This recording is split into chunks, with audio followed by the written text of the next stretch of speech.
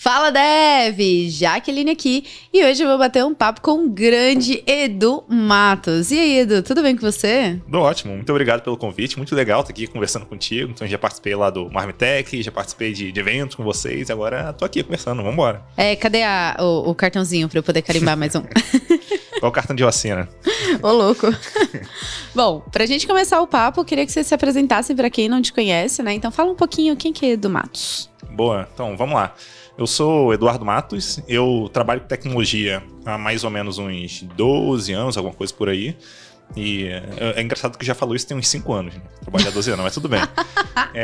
Eu comecei como desenvolvedor, imagino que como a maioria das pessoas que trabalham com tecnologia, né? Comecei como desenvolvedor, eu programei em PHP, Python, Ruby, Elixir, JavaScript, já fui back-end, já fui front-end, fiz uma porção de coisas, já fui Scrum Master, Product Owner, por aí vai. Por pouco tempo, mas enfim, posso dizer que fui.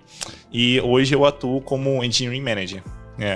Basicamente isso em termos de carreira como um todo. Aí mais recentemente eu lancei um podcast chamado Tech Leadership Rocks, que é um podcast sobre liderança e gestão na área de tecnologia. Lancei um treinamento também para líderes de tecnologia chamado Team Leadership Mastery e lancei um livro chamado de Dev a Tech Lead, que é um livro que ajuda desenvolvedores a chegarem à posição de Tech Lead ou para quem já é Tech Lead para entender melhor o que é exigido ali da posição, né? E para quem se interessa também em conversar com outros líderes da área, pode, enfim, acessar lá a comunidade de líderes no Slack, né? techleadership.rocks/Slack. E tem mais de 1000 líderes lá, se não me engano 1.200 e pouco, então tem bastante gente para entrar em contato lá, muito legal. Uau, só isso, né? Você só faz isso.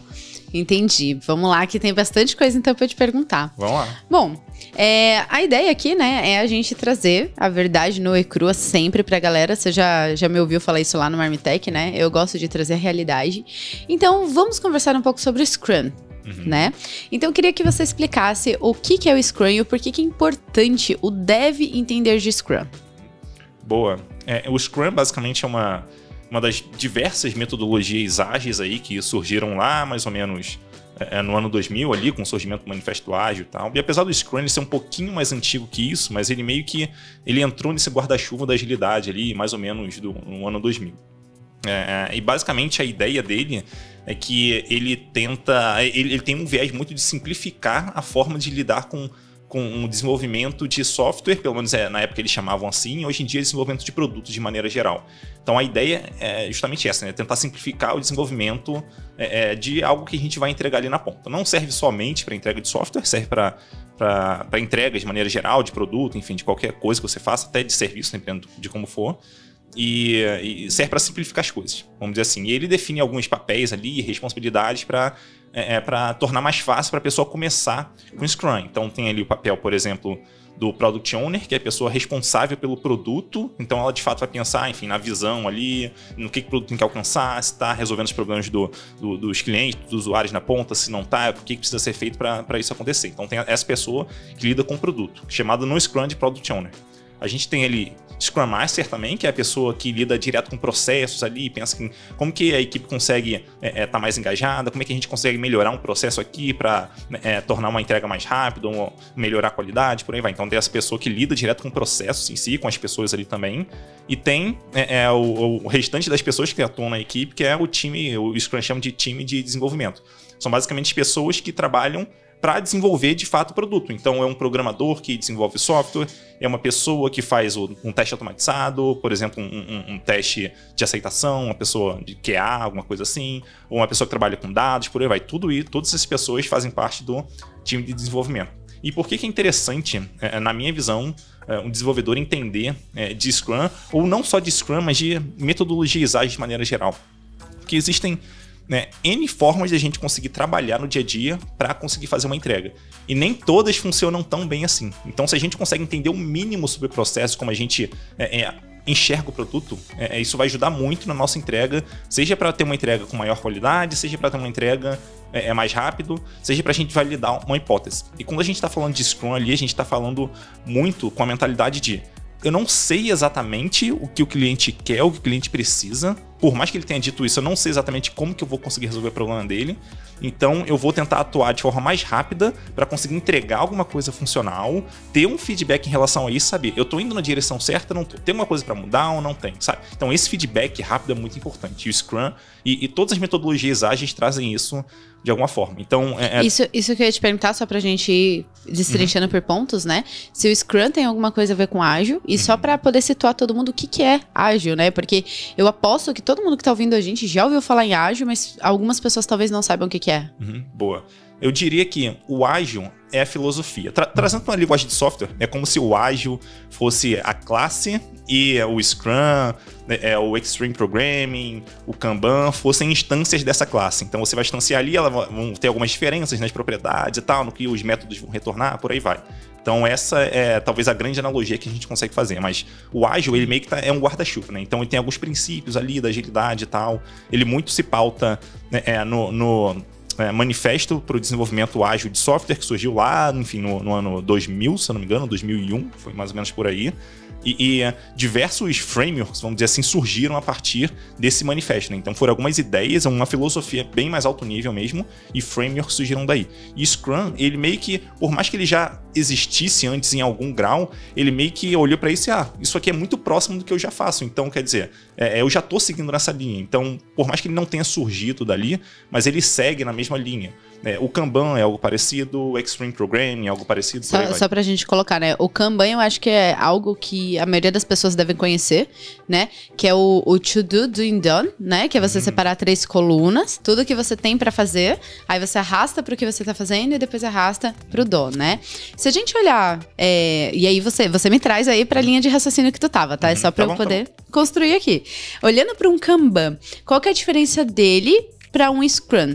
Porque quando a gente fala de Scrum na prática, né, se alguém aqui é contratado num time para trabalhar com Scrum, vai entrar lá e vai ver o Gira, por exemplo, né, e vai ver as colunas. Então, qual que é a diferença do Scrum pro Kanban? Boa. Vamos olhar primeiro o Scrum, o Kanban rapidinho, num nível um pouquinho mais alto. Perfeito. Existem 2 tipos de Kanban, tá? Então, uma coisa é o Kanban com K minúsculo e outra coisa é o Kanban com K maiúsculo. Essa eu não sabia. Vamos lá.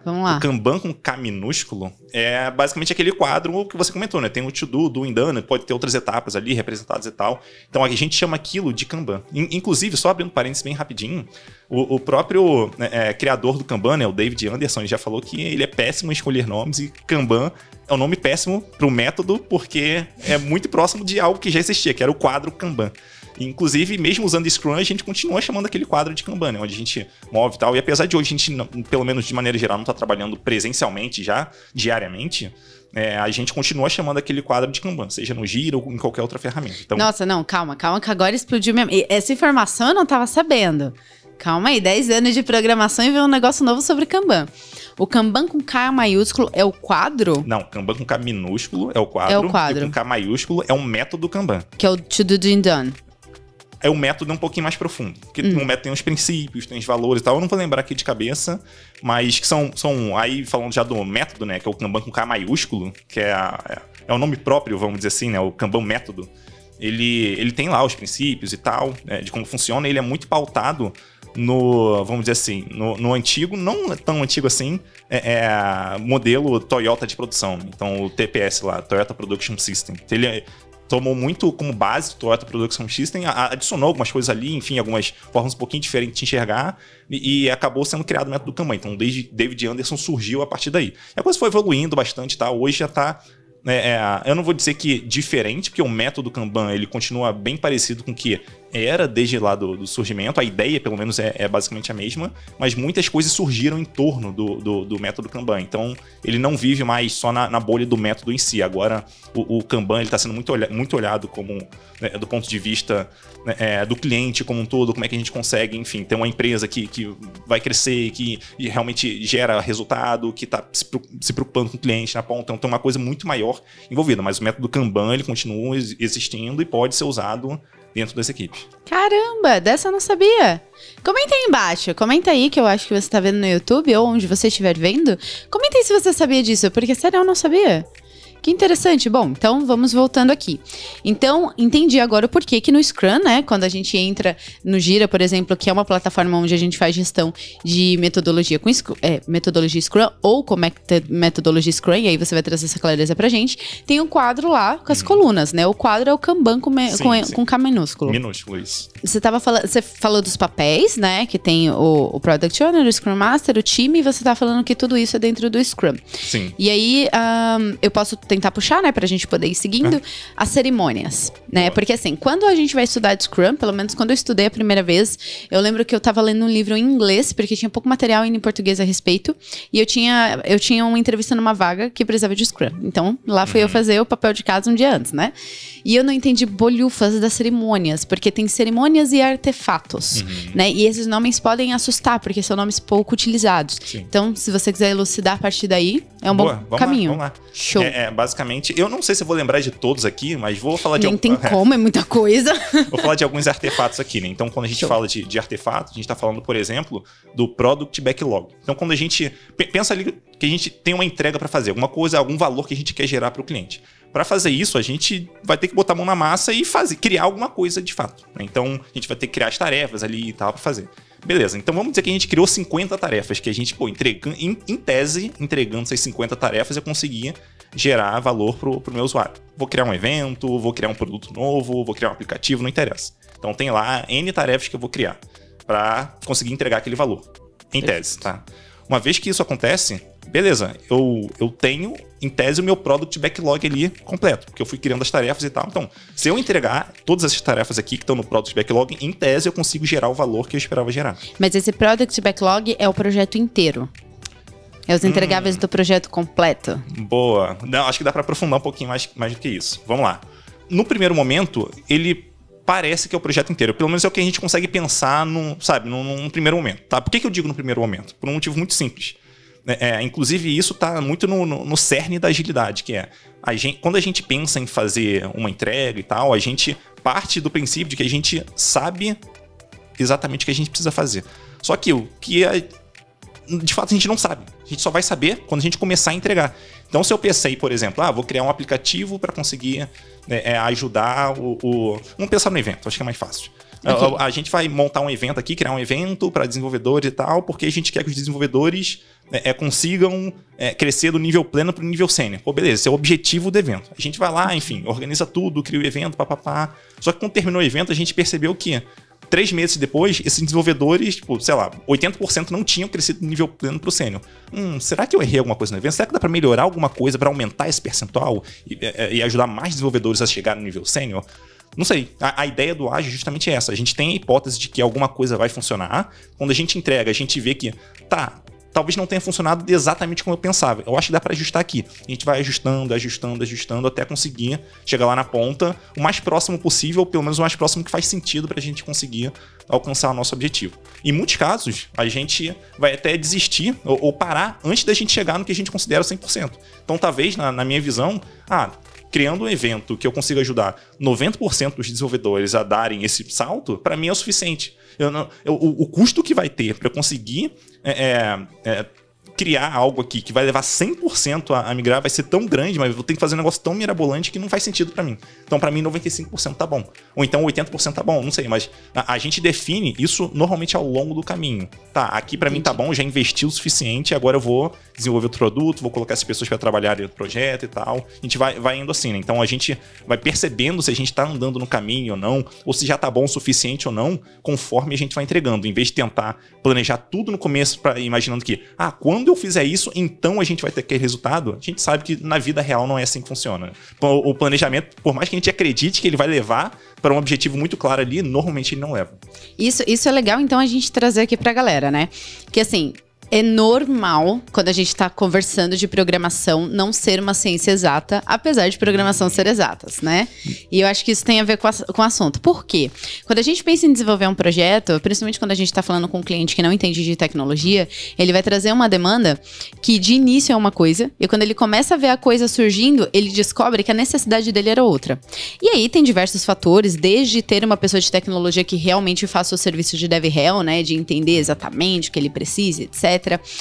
Ou um trabalho de Product Owner para conseguir destrinchar esse produto de uma forma que realmente ele entenda o que ele precisa. Mas, na maioria das vezes, no mundo real, né, na nossa essência de desenvolvedor, no meio do caminho, o cliente sempre muda de ideia e fala, putz, essa feature eu não precisava. Na verdade, eu preciso de uma dessa aqui para resolver o meu problema. E aí eu quero saber o seguinte, né, até para poder elucidar aqui a galera. Isso é uma filosofia do ágil, de testa rápido, erra rápido, entende o que o cliente quer para você poder mudar rápido, ou isso nasceu com o Scrum? Boa. Deixa eu só fazer um comentário um pouquinho antes de eu responder essa pergunta sobre essa questão de entrega rápida e tal, que é a seguinte, eu pelo menos de crença, né, de que a gente vai alcançar um resultado, e uma dica que eu acho que vai ser importante para quem tá ouvindo a gente, que é o seguinte, é muito comum a gente como desenvolvedor, pelo menos no começo da carreira, quando a gente tá lidando com um cliente, seja um cliente interno ali, seja um Product Owner ou Product Manager ali na equipe, alguém responsável por produto e tal, ou sei lá, um diretor da empresa, quando a gente ouve dessas pessoas que, a gente precisa fazer XPTO, a gente precisa entregar isso aqui, é muito comum a gente, beleza, então eu vou pegar isso, eu vou entregar exatamente o que você falou. Então, só especifica pra mim, fala exatamente o que você quer que eu faça pra você, tá? E esse é um erro muito comum, tá? Por que na minha visão isso é um erro?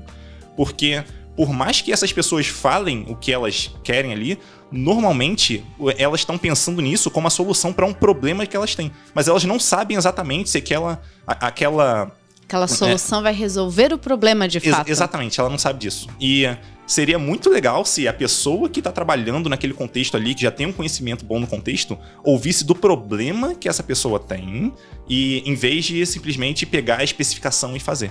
Nossa, para tudo. Para tudo. Agora eu vou incluir uma nova coisa na minha conversa aqui. Que é cara, isso é muito mind blow. Se você não tá anotando, galera, pega teu instrumento de anotação serião pra anotar isso aqui. Que isso aqui, ó, escola nenhuma vai te ensinar, curso nenhum vai te ensinar, nem dentro dos cursos da Rocket City. E olha só, né? Tô aqui, ó, expondo. Por quê? É algo que tu só aprende na vivência, né, Edu? De você passa por tantas situações, porque quando o cliente vem pra você, imagina você quer criar alguma coisa pra vender online, né? Que normalmente aí na pandemia, por exemplo, aconteceu muito isso. Eu quero vender algo online. Beleza, qual que é o problema que tu tá tentando resolver? Tu tá tentando vender online por quê? Quando você começa a fazer essas perguntas, tu chega num problema que ele pode ser resolvido de uma outra forma. Às vezes mais simples, às vezes mais barata e às vezes não tem nada a ver com o que tu tava pensando. E aí é o maior erro, porque a maior insatisfação de clientes com devs é exatamente essa. Principalmente quando o dev pega freelancer, né? Então, você que tá aí ouvindo que quer pegar freelancer, essa aqui é a dica de ouro. Anota que o Edu entregou o ouro na tua mão, hein? Se você sentar com o cliente, não escuta o que ele quer. Pergunta qual que é o problema. Entende o problema. Porque quando tu entender o problema, você vai falar assim, putz, o cara quer uma jarra de vidro, mas na real, ele precisa de um copo. Ou então, na real, ele não precisa de uma jarra, ele precisa de uma mesa. E aí você vai conseguir entregar algo muito melhor, fazer o cliente resolver uma dor dele de verdade, às vezes economizar dinheiro dele, às vezes economizar o seu tempo, porque uma das coisas que frustra muito o dev, né, é ele pegar um freela, que ele tá tentando fazer algo que o cliente quer, não era aquilo que o cliente precisava, e aí o cliente frustra o dev, que frustra o cliente, e no fim das contas os dois saem machucados. Às vezes rola um devolve de dinheiro, às vezes rola um putz, que cliente merda, nossa, que dev ruim. Então, tipo, pra evitar isso, o Edu acabou de entregar o ouro na tua mão. Que loucura, hein, Edu? Posso dar um exemplo? Por favor. Que eu usei, que funcionou pra mim. É o seguinte, quando eu pensei na comunidade pra líderes e tal, beleza, vou... A minha ideia é criar uma comunidade. Qual é uma opção que eu tenho? Uma opção eu sou programador, eu vou programar uma comunidade. Muito tranquilo, né? Você ia, pegar, escrever o código todo, back-end ali, front-end, papapá. Quanto tempo eu não ia levar pra fazer isso? Eu tô rindo porque é o que acontece sempre. Isso é o mais comum, assim. Então, a gente quer resolver um problema, a gente pensa logo em programar, né? Programador é assim. E, beleza. Quanto tempo eu vou levar pra fazer isso? Vou levar alguns meses aqui, vai dar muito trabalho, e eu nem sei se a galera realmente vai engajar, porque pode ser que eu leve meses criando a comunidade e as pessoas, não faço questão de estar numa comunidade para líderes. Beleza. Aí, funcionou muito bem, né? Perdi meu tempo à toa. Exatamente. Aí, ok. Então, qual é a outra opção? Outra opção, talvez eu comprar alguma comunidade, pagar aí, porque existem comunidades à venda, vamos dizer assim, locais onde você pode criar comunidade. É legal só elucidar isso, né? Não é comunidade que você tá comprando, é um espaço. É tipo o meetup.com. É um site que tu paga pra poder criar tua comunidade lá dentro, né? Sim, sim. Daí eu fui olhar, beleza, quais tem disponíveis aqui, papapá. Aí tinha, assim, todas elas, ou quase todas, eram razoavelmente caras, assim, né? Pelo menos pra mim, na época, dado que eu não tinha receita nenhuma e tal ali, como empresa, não vai rolar, cara. Não tem grana pra conseguir bancar isso. E até dependia da quantidade de usuários. Então, se muita gente entrasse, ter que pagar mais caro, cara, não tem condições de eu bancar isso.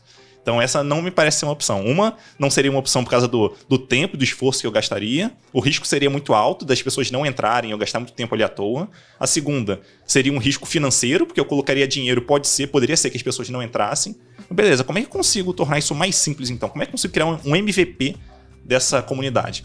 Eu acho que eu já sei. Eu vou criar uma comunidade no Slack, que é gratuito. Eu sei que, enfim, as mensagens não vão ficar lá, elas vão sumir durante um tempo, mas tudo bem.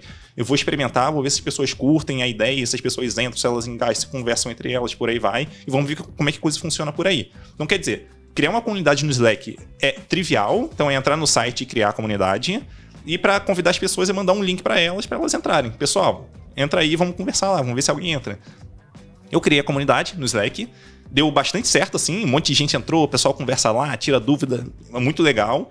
E acontece que o Slack está resolvendo basicamente todos os problemas que eu imaginava que eu precisava resolver com uma comunidade. Então, as pessoas estão interagindo, estão resolvendo os problemas delas lá, estão conhecendo pessoas novas, então está sendo muito interessante. E não precisou de eu nem comprar um software, vamos dizer assim, para criar uma comunidade, e nem eu mesmo desenvolver. Então eu economizei bastante dinheiro, economizei bastante tempo e entreguei valor mais rápido, porque eu consegui de um dia para o outro criar uma comunidade e convidar pessoas ali, né? Eu não precisei esperar meses ali, seja para ganhar o dinheiro suficiente para pagar por uma comunidade, seja para desenvolver alguma coisa e conseguir fazer a entrega. Então, quer dizer, eu adiantei a entrega e eu percebi, cara, essa entrega aqui, mesmo tendo custo zero, foi ótimo o suficiente para resolver esse problema. Para mim tá ótimo, acho que eu posso parar por aqui, não preciso dar um próximo passo para a comunidade nesse sentido, né? Então, quer dizer, e essa é a mentalidade ágil que a gente fala, né? De vamos experimentar uma hipótese aqui, eu não sei se vai dar certo, e essa talvez seja o ponto principal assim, do ágil, que é, eu não sei se isso que eu tô pensando vai dar certo. Como que eu consigo experimentar para ter algum sentimento se isso vai para frente ou não?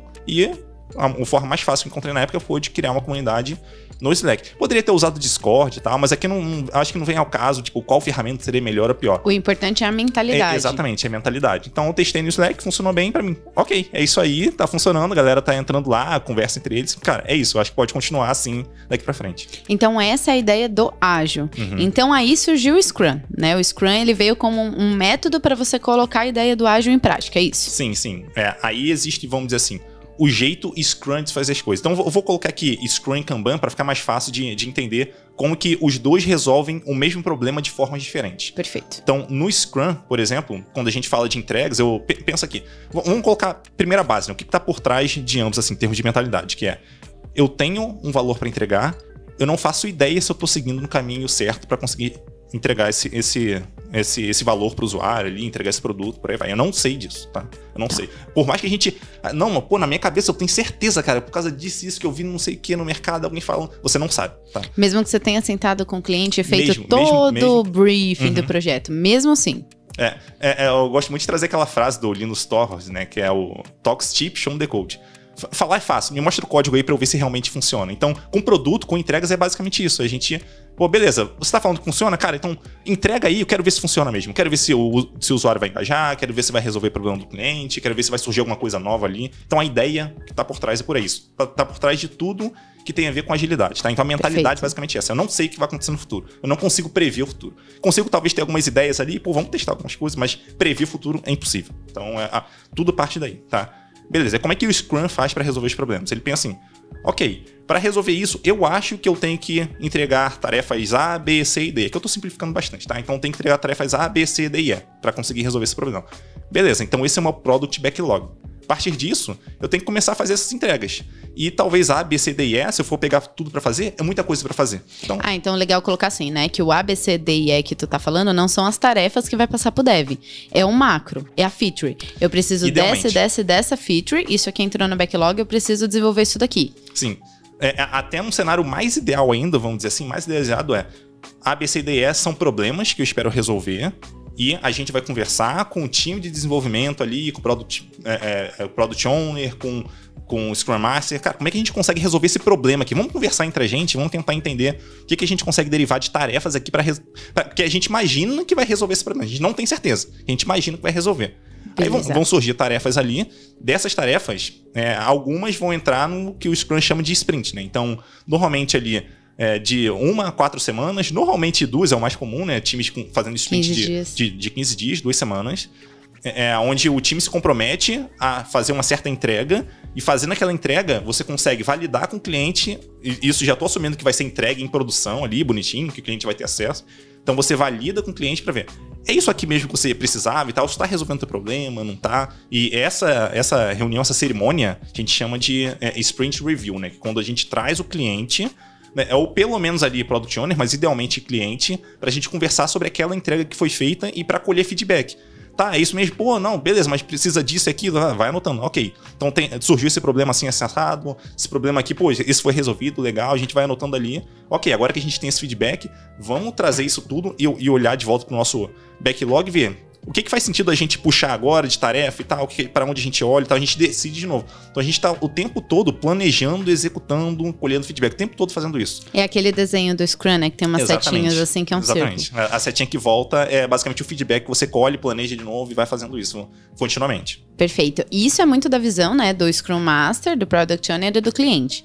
Mas quando a gente fala do Dev, vamos supor o dia a dia de um Dev, né? Como que seria? Vem o Product Owner e o Scrum Master, ele já vem com o Product Backlog ou ele já vem com as tarefas para montar a sprint? O ideal é que o Product Owner venha com os problemas, tá?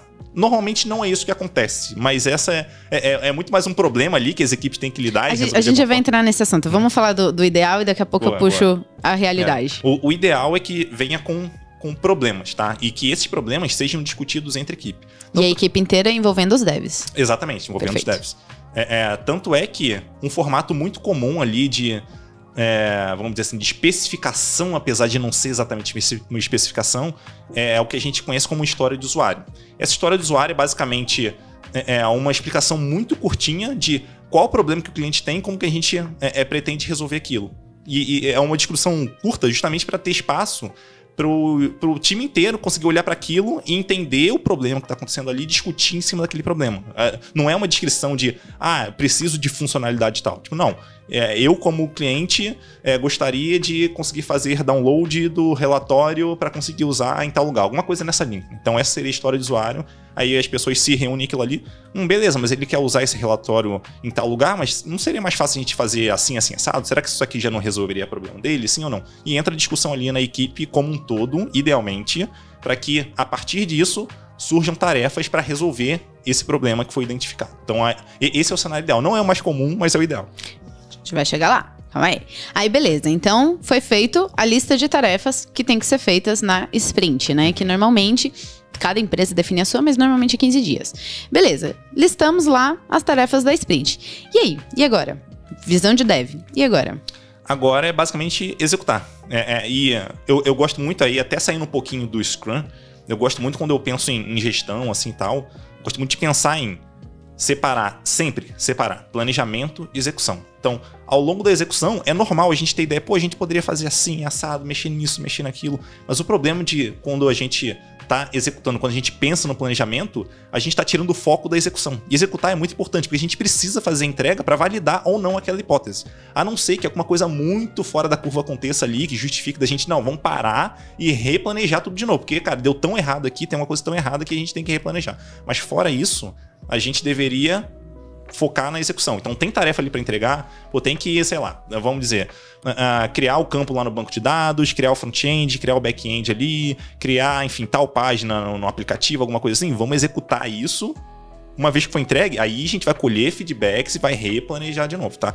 Porque se a gente parar o tempo todo para ficar replanejando ao longo da sprint, a chance da gente executar aquilo que a gente tinha se comprometido é muito baixa. E executar é muito importante também, tá? Por isso que eu gosto de separar os dois, o planejamento e execução. E o Scrum também faz isso. O Scrum tem a cerimônia de planejamento e tem todo ali o período de execução, que é a sprint. Legal, tem uma frase que o Mike Brito fala muito, né? Não é dele, mas ele gosta de falar, que é da pessoa que vai cortar a árvore, né? Tem 2 lenhadores para cortar 2 árvores. Um lenhador tá lá martelando, afia o machado, martelando, e ele acaba se esgotando o dia inteiro de cansaço. O outro, ele passa metade do tempo ali afiando o machado. Depois ele vem e com poucas marteladas ele consegue derrubar a árvore, né? Essa analogia quer dizer o quê? Que quanto mais você se planeja, né? Quando você senta para executar, você já sabe exatamente o que você precisa fazer. Então, no início da sprint, né, tem essa cerimônia de planning, onde os devs se reúnem para poder olhar essas tarefas e já define como que vai ser feito cada tarefa. Então, quando a sprint começa, cada dev já sabe exatamente como tem que fazer cada tarefa, né? E aí eles já conseguem executar. E só no fim da sprint que eles voltam a falar de planejamento, né?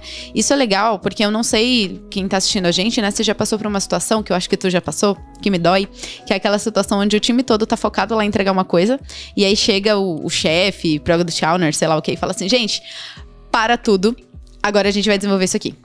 E aí o que tinha sido planejado para desenvolver não é desenvolvido, o que chega novo também não é desenvolvido porque fica chegando coisas novas toda hora, e no fim você tem um monte de tarefa iniciada e nenhuma terminada. O Scrum, né, como você disse, a ideia é terminar. Não importa como, foi planejado desse jeito, termina. Depois a gente pega os feedbacks, né? Sim. Então essa é a ideia. A não ser em casos muito excepcionais de pessoal, tipo, deu um problema na empresa aqui e tal, a gente tem que parar tudo para resolver esse problema, porque o cliente tá sofrendo em produção, não sei, tá perdendo dinheiro. Exatamente. Então, se não foi isso... Cenários excepcionais exigem atitudes excepcionais ali, mas via de regra, se a gente se comprometeu a fazer uma entrega, vamos fazer aquela entrega, tá? Então, isso é muito importante. Inclusive, eu vou até trazer 2 disfunções comuns, baseadas no que você comentou ali, de afiar o machado e tal. O que o time tem que ter em mente é que ele não pode, por um lado, planejar muito a ponto de ter pouco tempo para executar, mas ele também não pode planejar pouco a ponto dele não saber exatamente o que ele vai executar. Então, encontrar um ponto ali no meio que funcione. E existem times que, enfim, têm disfunções ou para um lado ou para o outro, né? Então, eu já vi times ali, por exemplo, que passam dias planejando para trabalhar numa entrega que vai durar, tipo, alguns poucos dias. Cara, por que eu passei, sei lá, 2 dias planejando para 3 dias de execução? Tipo, até que ponto isso faz sentido? Normalmente não faz muito. Né? Ou, por outro lado, um time que planeja em 15 minutos, não, tem essa tarefa A, B, C e D para resolver. Pô, beleza, vambora, eu já sei como faz. Aí chega para executar, uma pessoa faz de um jeito, a outra, pô, não, pensei que não fosse assim e tal, assim não vai resolver, e começa a discussão ali, coisa que poderia ter sido resolvida bem se o time tivesse planejado minimamente de forma razoável ali no começo antes de começar a sprint, né? Então, é muito importante tomar cuidado para não sofrer nem de um lado nem do outro, nem planejar demais, gastar muito tempo planejando, ter pouco tempo para executar, nem planejar de menos a ponto de bater cabeça ali enquanto estiver executando. Perfeito. Outra cerimônia que a gente tem é a de retro, né? Que é uma das cerimônias que algumas pessoas acham mais divertida, porque é onde a gente vê as tretas acontecerem. Você quer comentar um pouquinho sobre ela? Não sei se você tem alguma ideia de formatos, né? Explica sobre ela, depois a gente vem trazendo as metodologias. Boa, vamos lá. A retrospectiva é basicamente uma cerimônia que é muito importante. Ela está prevista ali tanto no Scrum, como uma cerimônia de fato, quanto no Kanban, quando eles chamam de ciclo de feedback, né? Que tá, beleza, a gente fez uma entrega, vamos parar para pensar em como a gente trabalhou nesse tempo, o que a gente pode melhorar para trabalhar daqui para frente, né? Já que o Kanban ele não trabalha com ciclos ali, ele trabalha de forma mais contínua. Mas ainda assim tem a ideia de vamos repensar aqui a forma de trabalhar. Beleza. A retrospectiva é basicamente vamos dizer assim, uma reunião, uma cerimônia ali, onde o time se reúne, para e olha para o trabalho que fez, pô, beleza, o que a gente consegue desenvolver de melhor aqui? Será que a gente consegue melhorar um processo interno? Será que a gente consegue melhorar uma tecnologia? Mas o que a gente pode melhorar aqui para no próximo ciclo que a gente for executar, a gente conseguir ou entregar mais rápido, ou entregar com mais qualidade, ou a gente, pode ser que o time esteja com a moral baixa, o que a gente consegue fazer para aumentar a nossa moral, para a gente se conhecer melhor, não sei, mas identificar problemas ali que estão surgindo ao longo da execução e que o time pode atuar neles para conseguir resolver aquilo de alguma forma. Daí os problemas que vão surgir, isso depende muito de caso a caso e tal, mas o ponto essa é uma reunião para parar e pensar, enfim, olhando para trás, parar e pensar o que funcionou bem, o que não funcionou bem, o que a gente consegue melhorar daqui pra frente. A essência da cerimônia de retrospectiva é basicamente essa. E é legal falar que não é só em questão de processo ou em questão de código, é questão de convivência também, né? Também, tudo. Então, um dos formatos que eu mais vi, aí tu me fala se você já passou por outros, mas é anonimamente usar, tem uns sistemas, né, que já faz isso. Anonimamente você vai lá, tem 3 colunas, né, que é o que você achou de legal durante a sprint. Então, nos últimos 15 dias, o que foi bacana? Foi contratado fulano, tal pessoa fez par com tal, a gente usou tal ferramenta, a gente resolveu tal bug, etc, as coisas de legais. E aí, né, a segunda parte ali é o que você não curtiu. Então, tal pessoa saiu de férias e, sei lá, não fez a task que tinha que fazer, sobrou pra gente, apertou, não sei, viramos à noite, não foi legal virar à noite. Usamos uma tecnologia que deu bug, ou então isso aqui onerou a gente, e aí coloca lá. E aí a terceira, ela só é preenchida depois de uma conversa, né? Que aí o primeiro é tipo uma celebração, opa, fizemos isso de legal, beleza.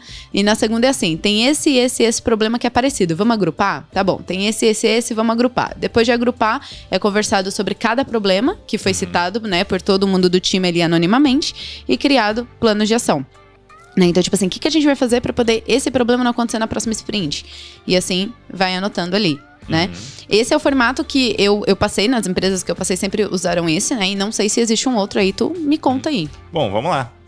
Pensa que a ideia é a gente olhar para o passado, identificar alguma coisa que porventura não funcionou tão bem e a gente consegue melhorar. Mas a gente também, na minha visão, é muito importante isso também, a gente olhar para o passado, o que funcionou, o que a gente deveria talvez dobrar a aposta, por ter funcionado tão bem, vamos dobrar a aposta nisso aqui. Isso também é interessante. Então esse formato, eu diria que é o formato tradicional de retrospectivas e que funciona bem, tá? O problema é quando times só usam esse formato, porque isso meio que vicia o time ali, começa a ficar chato com o tempo, tem coisas que aparecem muito nas retrospectivas e o time continuamente não resolve, começa a encher o saco das pessoas, pô, será que a gente devia realmente botar isso aqui de novo? Não deveria? Pô, a gente não consegue atuar em cima disso, papapá. Então, só atuar com esse formato eu acho que não é o recomendável, tá? Não é o mais interessante, pelo menos. Existem N outros formatos ali, seja de variações desse formato, com talvez algumas alternativas a mais ali, enfim, algumas opções para a pessoa escolher, seja em relação enfim, diversos aspectos. Inclusive, para quem estiver ouvindo a gente, um site bem interessante para ter referências de formatos é o site Fun Retrospectives. Só buscar no Google, a pessoa vai encontrar o site com muitas opções de formatos ali que ela pode olhar, entender o que ela pode trazer, né? Seja formatos de retrospectivas, seja formato de com outras ideias ali, né? Então existem também as futurospectivas, vamos dizer assim, que é basicamente, em vez de olhar para o passado e ver o que funcionou, o que não funcionou, vamos olhar para o futuro e entender, cara, o que a gente precisa talvez melhorar para a gente conseguir alcançar tal resultado, sabe? Como é que a gente deve evoluir daqui para lá? Então essa seria a futurospectiva, né? Olhar para o futuro para se basear no futuro em vez de se basear no passado. Existem outras que o que a gente consegue fazer para... Vamos imaginar que o time não está interagindo tanto ali, as pessoas não se conhecem também. O que a gente consegue fazer de atividade aqui para as pessoas se conhecerem melhor? Vamos aproveitar esse tempo para isso também, o que é importante. Relacionamento com o time, por aí vai. Então, todas essas são opções ali que a gente pode usar nessa cerimônia que a gente tradicionalmente chama de retrospectiva, mas não necessariamente a gente precisa só olhar para o passado. Basicamente, um momento para o time parar e, vamos entender como é que a gente consegue se relacionar melhor, olhar para o passado, olhar para o futuro, ver o que faz mais sentido naquele momento e criar uma dinâmica, ou traz uma dinâmica, pode pegar lá do site, né, Fun Retrospectives, uma dinâmica para aplicar no time e para conseguir resolver um problema, enfim, seja lá o que for ali. Então, acho que a ideia é justamente essa, pensar que a gente tem um momento pro time, olhar pro time e trabalhar dentro do time. Acho que esse é o ponto. Legal essa ideia. E o que você falou, né, de que esse formato que eu trouxe, né, que é o tradicional, ele cansa o time. Isso é verdade. Usar só isso cansa. Cansa porque chega uma hora que tu para de olhar pro bom. Tu fica anotando só os pontos ruins, aí chega lá, coloca um monte de ponto ruim e acaba... É porque assim, é um momento de você trazer as divergências também, né? Tipo, se você tem problemas, se você é um líder técnico e você tem problemas dentro do seu time, é um momento que você instiga as pessoas a falarem abertamente sobre. Então, quem foi que colocou isso aqui? A pessoa quer trazer? Aí se a pessoa traz, o time conversa, você vai mediando ali uma conversa em grupo sobre um problema que o time teve. Mas realmente cansa muito, porque vicia. Então, é verdade. Eu já vi o Fun Retrospect, mas eu nunca utilizei nenhum outro formato dali de dentro. Curti a ideia. Fica a dica. Posso dar uma dica de dinâmica que eu fiz e super recomendo aqui, eu acho que é muito legal, que é a seguinte, né? E qual foi primeiro a ideia que tá por trás dessa dinâmica que eu trouxe pro time? Basicamente, eu li um livro se não me engano, foi o Descubra Seus Pontos Fortes. E dando um ultra resumo do livro aqui, para quem porventura não queira ler, a ideia do livro é: foque nos seus pontos fortes, porque são eles que vão te ajudar a se destacar como profissional. Seus pontos fracos precisam ser gerenciados. Não é que você não deve olhar para eles. Você deve olhar desde que eles estejam te atrapalhando. Se eles não estiverem te atrapalhando, tá bom o suficiente. Foca no ponto forte para você se tornar cada vez melhor naquilo que você já é. Então essa é a ideia do livro, tá? Então o que eu pensei? Eu acho que dá para trazer alguma coisa assim para a equipe. Como é que eu vou trazer isso? No caso aqui, eu usei o Miro, mas poderia ser outra ferramenta, poderia ser o Mural, enfim, tem ferramentas ali semelhantes ao Miro, onde eu coloquei o nome de cada pessoa nesse quadro, vamos dizer assim. E para cada pessoa, as outras pessoas que não eram elas deveriam entrar nessa pessoa e começar a botar ali o principal ponto forte que elas enxergavam nessa pessoa. Então eu tava, a pessoa é perseverante, talvez ela conhece muito de tal contexto, é o principal ponto forte dela, alguma coisa assim. Elas botavam o que surgia na cabeça delas. Principal ponto forte de cada um dos colegas. E aí a gente passava ali um por um, lendo esses pontos fortes, e a pessoa explicava: não, acho que você tem esse ponto forte, porque no projeto tal, na entrega tal, você fez isso assim, sensado e tal, na outra entrega você também fez isso. Então, cara, pra mim esse é o teu ponto forte. E o que eu imaginava é que essa dinâmica serviria muito para a pessoa se autoconhecer, né? Ela veria ali pelos olhos dos outros onde ela era boa, que talvez ela nem soubesse. Então é um negócio que poderia estar escondido para ela. Acho que vai funcionar muito bem para isso. E funcionou, mas não só para isso. Essa dinâmica funcionou também muito bem para o relacionamento da equipe. Porque quando ela olhava para aquele ponto forte que a outra pessoa colocava, ela entendia aquilo como um elogio. Então isso aumentou muito a conexão das pessoas e tal. Então, quer dizer, funcionou de dois lados diferentes. Né? De um lado para a pessoa se conhecer melhor e do outro lado para a pessoa identificar, enfim, ou criar um relacionamento melhor com as pessoas ali da equipe, né? Então, eu acho que esse é o ponto, assim, é uma dinâmica muito interessante, muito simples de fazer, então que leva ali talvez meia horinha aplicando na equipe, e que eu acho que é muito interessante assim fazer, porque ela é diferente, vai engajar o pessoal ali, vai sair com output legal para a pessoa se conhecer melhor, então super recomendo. Isso é legal que não precisa partir do líder, né? Não. Se você é um dev e você quer trazer esse tipo de dinâmica para a relação da sua equipe melhorar, você mesmo pode sugerir, né? Uhum. E isso a gente entra num outro assunto, né? Agora saindo um pouco ali do ágil e do Scrum, a gente entra num outro assunto que é como você, como dev, você se torna um líder por influência, né? E aí, antes de falar sobre líder por influência, eu queria que você falasse um pouco de o que é ser líder. Uhum. Boa. Existem inúmeras descrições do que é uma pessoa líder e tal, e eu respeito, enfim, reconheço todas elas, mas pra mim, eu gosto de simplificar em um ponto muito simples, tá? Pra mim, liderança é atitude, tá? Se tivesse que colocar em uma frase, liderança é atitude. E por que liderança é atitude? Porque basicamente, liderar é o ato de você entender que existe um problema ou que existe talvez um futuro melhor e você guiar as pessoas ali ou guiar a si mesmo para que você consiga alcançar aquele resultado que você estava imaginando, seja de resolver um problema ou alcançar qualquer outro tipo de objetivo. Então, para mim, liderar é basicamente fazer o que for necessário para conseguir trilhar esse caminho e alcançar o que você quer alcançar. Ponto. E o interessante dessa definição é que isso não fala que a pessoa tem que ter um cargo na empresa ou que ela tem que ter a habilidade tal. Tipo, não. Ela tem uma coisa que ela enxerga ali e ela busca resolver aquilo. Simples assim. Naturalmente, né, como educator, eu converso com muitos alunos e lá no Assemble, né, que é o evento de imersão para líderes da Rocket City, que inclusive o Edu é um dos palestrantes, a gente fala muito sobre isso e eu queria trazer essa clareza, né? Por quê? Síndrome do impostor é muito forte em dev, principalmente aqueles que estão vindo de outra área, que tem 30, 40 anos e tá trocando de área e começa aquela insegurança da idade, começa a insegurança de eu consigo ou não me manter nessa área, né? Que a gente já chegou a um consenso de que idade na nossa área é apenas um número, não impede ninguém. Mas qual que é a questão? Um dev júnior, ele pode se comportar como um líder. E não é ele tomando a frente ou cortando o meu líder ou se tornando arrogante, não é isso. Mas é o tal de líder por influência. Que as suas atitudes, mesmo sendo um dev, né, do time, mesmo júnior, mesmo não tendo um conhecimento técnico maior que todo mundo, você ainda pode ajudar o time guiando eles para algum lugar. Porque a questão de você ser líder, ela não é inerente ao conhecimento técnico, ao conhecimento de programação. E aí, por que eu puxei isso daqui, né? Porque eu quero empoderar a galera que tá assistindo a gente, né? De qualquer pessoa que esteja assistindo a gente, mesmo que não tenha ainda entrado na sua primeira vaga, entender que a sua atitude, ela pode mudar o teu destino dentro de uma empresa, né? Não é porque você é junior, pleno ou sênior.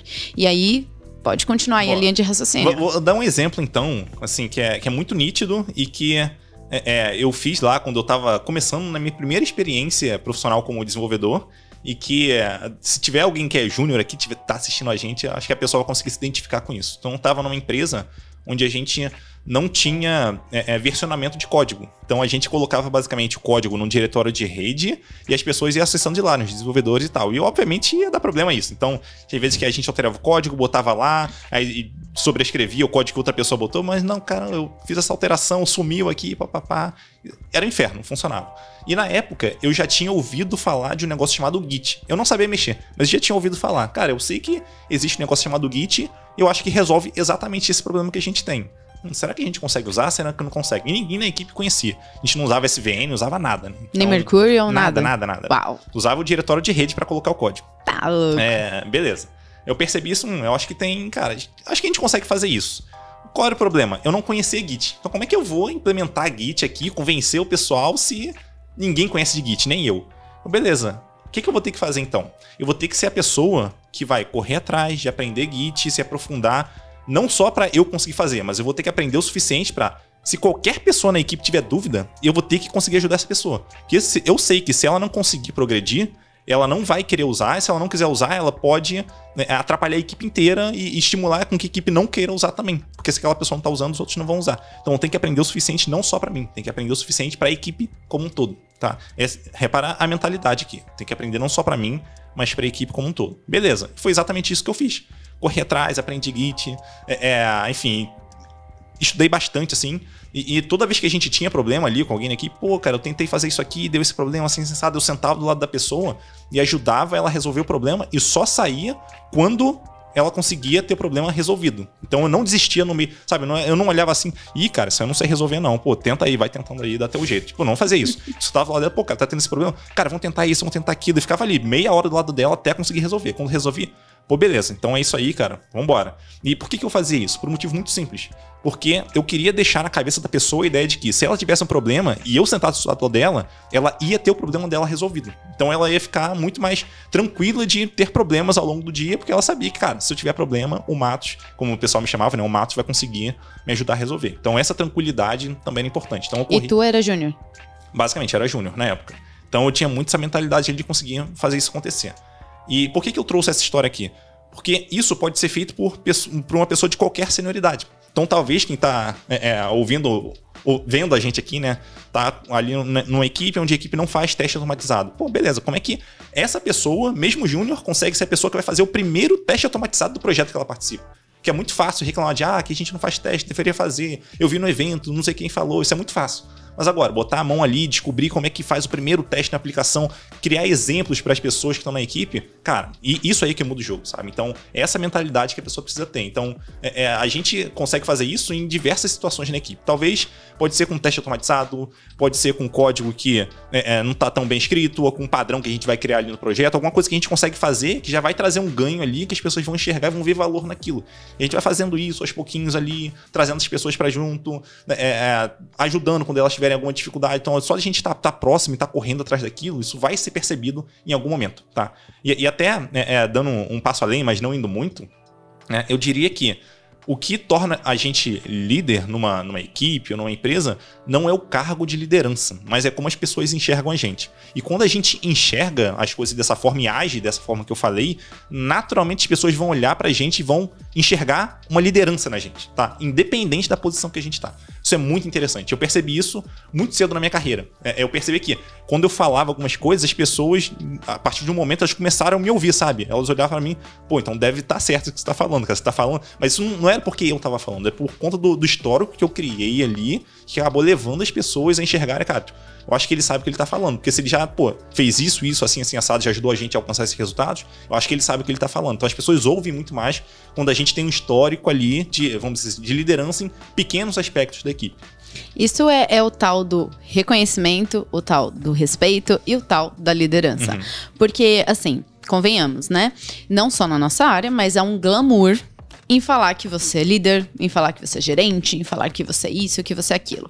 E você acabou de trazer o exemplo real de você tem que ser antes de ter o cargo, né?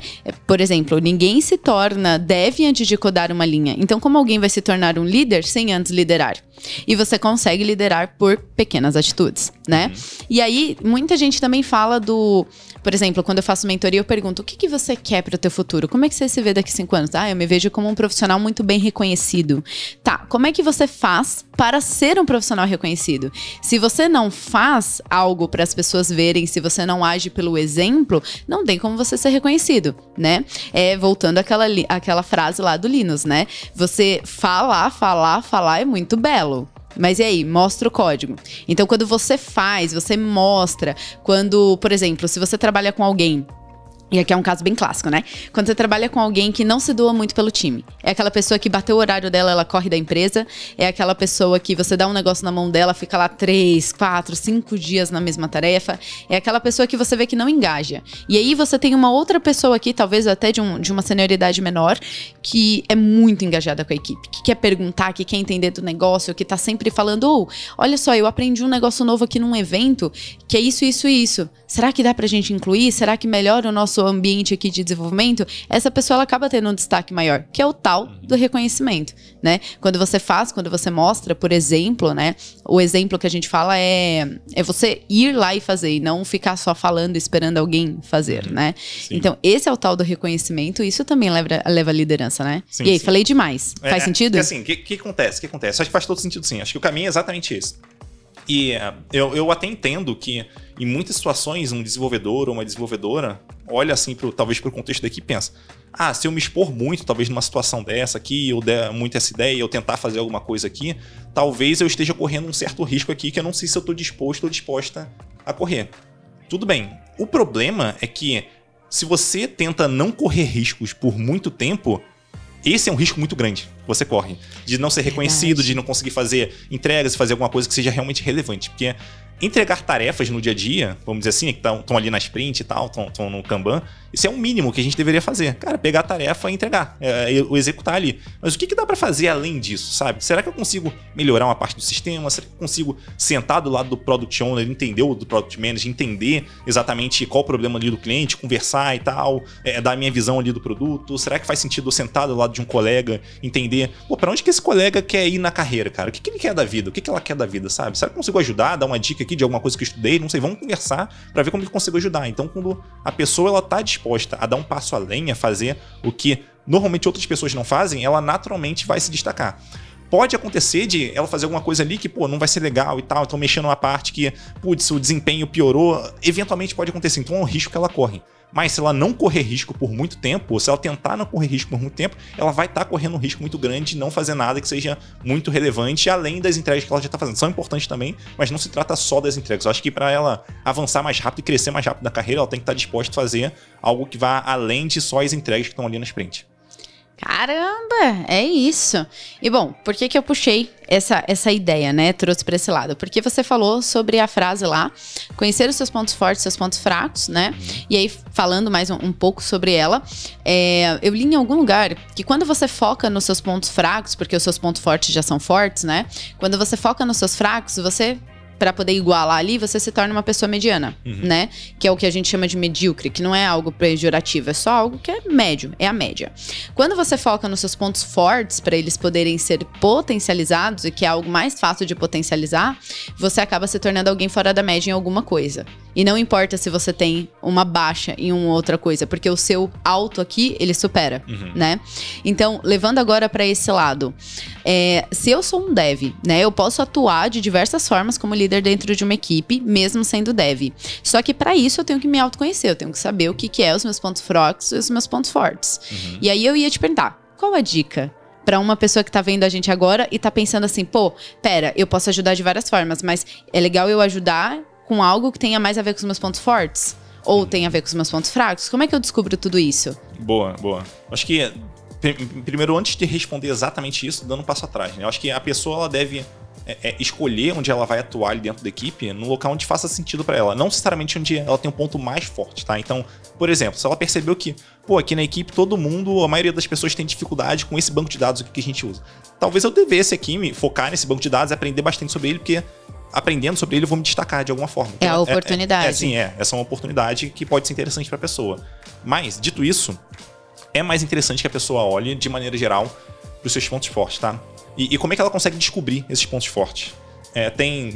Existem algumas formas ali, inclusive existem treinamentos só para a pessoa descobrir ali, enfim, se conhecer, né? Descobrir pontos fortes e tal, onde que ela manda bem, onde que ela não manda e tal. Mas eu diria que de uma forma mais simples, tem 2 técnicas que ela pode usar ali que já são bem úteis no dia a dia, tá? A primeira técnica é quando a pessoa simplesmente pergunta para as pessoas que trabalham com ela. Cara, se você tivesse que destacar um ponto forte, meu principal ponto forte, qual que você diria que é o, sabe? O que se destaca assim em mim, na sua visão? E deixa a pessoa responder. E pergunta isso para várias pessoas. Fazendo isso, você vai começar a perceber alguns padrões ali. As respostas naturalmente vão ser diferentes umas das duas e tal, mas, pô, sei lá, de 10 pessoas que eu perguntei, 6 falaram isso aqui. Pô, acho que tem alguma coisa aqui. Pelo menos quando eu interagir com essas pessoas, talvez eu tenha demonstrado bastante isso. Então a pessoa já consegue ter uma ideia ali e tal, se ela manda bem, se não manda e tal, e ver se aquilo faz sentido, não faz. Será que eu mando melhor nisso aqui do que as outras pessoas? Qual a minha opinião sobre isso? Como é que eu enxergo isso também? Então já é uma forma dela conseguir identificar, né? É bem simples, perguntando para as pessoas. Talvez até se ela se sentia desconfortável de perguntar diretamente ou ficar com receio das pessoas não terem coragem de falar para ela, cria um formulário anônimo, manda para as pessoas e fala: você pode responder para mim anonimamente, eu não vou saber o que você respondeu, só coloca lá que você acha que é o meu principal ponto forte, tá? Então é uma forma interessante. Dá para colocar outras perguntinhas, né? Também, por exemplo, me conta um cenário ou uma situação, algo que não demonstre quem foi que escreveu, mas lá, quais são os pontos fortes da Jaqueline? Quais são os pontos fracos da Jaqueline? O que você acha que a Jaqueline deveria melhorar? O que você acha que a Jaqueline faz muito bem e deveria fazer mais? E aí você vai, né, coletando essas informações para você ir entendendo. Sim. Na verdade, essa dica que tu deu, né, ela vem de um método de coleta de feedback lá da janela de Johar, né? Se você não conhece a janela de Johar, procura aí, é Johari. É uma ferramenta muito boa de autoconhecimento para você ver. A janela de Johar, ela basicamente mostra como cada pessoa te vê, né? E aí lá tem uns quadrantes nessa janela e você vai entendendo o que de comportamento que você tem, que você sabe que você tem, que a outra pessoa também vê. Comportamentos que só outras pessoas veem, você não sabe que você tem, e ali você começa a descobrir, né? E você vai fazendo esse balanço de você mesmo. Exatamente. É uma forma de se autoconhecer. É bem interessante. Beleza, então esse é um método. Um segundo método é de você... Aí esse já é mais individual, vamos dizer assim. De você olhar para si mesmo e pensar: o que eu consigo fazer com alguma facilidade que normalmente pessoas à minha volta têm alguma dificuldade? Então... Essa é uma ótimo ponto de vista. Continua, só queria pontuar que é ótimo. Então, vou pegar um exemplo assim. Talvez para mim, fazer um layout ali usando CSS, para mim, tranquilo. 15 minutos eu consigo fazer uma página inteira sem problema nenhum. Então, quando eu vou usar Flexbox, eu nem erro, já vou direto assim, nem olho mais pra tela pra ver se eu acertei. Já sei que eu acertei. Então, talvez pra pessoa seja muito fácil. Mas pra outra, nossa, a pessoa passa ali o dia inteiro, ela não consegue ter depois, isso aqui não funciona, papai ficar reclamando. Então, pô, isso aqui é fácil pra mim, talvez o restante da equipe ache isso difícil. Cara, talvez isso aqui seja um ponto forte meu. E eu não percebi isso. Pra mim é tão natural que eu não percebi.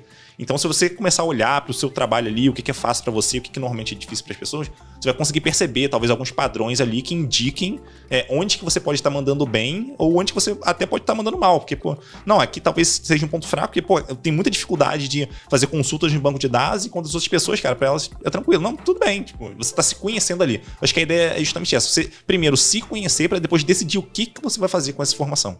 Mas essa técnica, além de boa, ela tem alguns problemas. Que se chama síndrome do impostor. Porque a pessoa, e isso é normal, totalmente normal, se você sofre com isso é normal, que é a pessoa olhar e falar assim: beleza, o que eu faço bem? Ah, eu acho que eu faço bem layout. Não, mas eu tenho que ficar olhando a documentação do Flexbox, então eu não faço bem. Ah, não, query de banco. Eu sei entender todas as lógicas de join, quando tem que fazer um join ali, eu já sei de cara, eu só não lembro a sintaxe. Então eu não sou boa, eu tenho que olhar o código. Eu tenho que pesquisar no Google a sintaxe do negócio, eu não sou boa, não. E aí é onde a pessoa tem que começar a ponderar, né? Porque lembra aquela frase clássica que todo mundo de tecnologia tá cansado de ouvir, né? Que o Google tem a sintaxe e tem os códigos. Você tem que saber como usa. Então, se você sabe montar um layout rápido, mesmo olhando na documentação do Flexbox, isso não quer dizer que a pessoa é ruim. Quer dizer que é boa, né? Você entendeu a lógica. Porque a dificuldade que eu vejo, principalmente quando eu pego alunos que têm mais aptidão para back-end e tem dificuldade de centralizar uma div, não é porque a pessoa não sabe usar Flexbox ou não sabe usar CSS. É porque ela não entende a lógica de cálculo de tela para fazer um layout fluido. E tem pessoas que têm isso na cabeça, não precisa nem calcular. Fala assim, não. Coloca porcento aqui, não. Tira isso aqui, põe o RAM, porque o RAM vai dar certo. E aí eu faço assim, ó, já tá fluido. Só que a pessoa teve que pesquisar um código no Google. E aí ela já não se acha mais capaz. Sim, acho que aqui é importante entender como é que a gente decora as coisas, né? Então eu vou até dar um exemplo meu ano passado. Quando eu comecei a aprender Django, né, que é um framework em Python. Quando eu comecei a estudar, eu sabia que se eu usasse uma IDE para desenvolver meus projetos Django, eu não ia decorar os imports que ele faz para, enfim, importar ali as funções, os módulos para eu conseguir usar. Então o que eu pensei, em vez de eu usar uma IDE, vou usar só um editor de texto e eu vou digitar todo o import para eu decorar, porque eu queria decorar aquilo. Por quê? Não vem ao caso, talvez. mas na minha cabeça, na época, pra mim aquilo fazia sentido. Pera, hoje em dia calma. não faz. Isso faz quanto... Assim, foi em que ano? Tem bastante tempo. Vou perguntar em que ano e não faz quantos anos. Que ano? Na época eu era júnior ainda, vamos dizer assim. Então eu tava começando ali e tal. Eu não lembro exatamente qual ano era, mas estava começando e na minha cabeça isso era importante. Hoje, obviamente, eu acho que não é, mas na minha cabeça era. Então, o que eu fazia? Né? Eu digitava todo o import manualmente ali. Então, from... não sei o que lá, import aí o nome da função.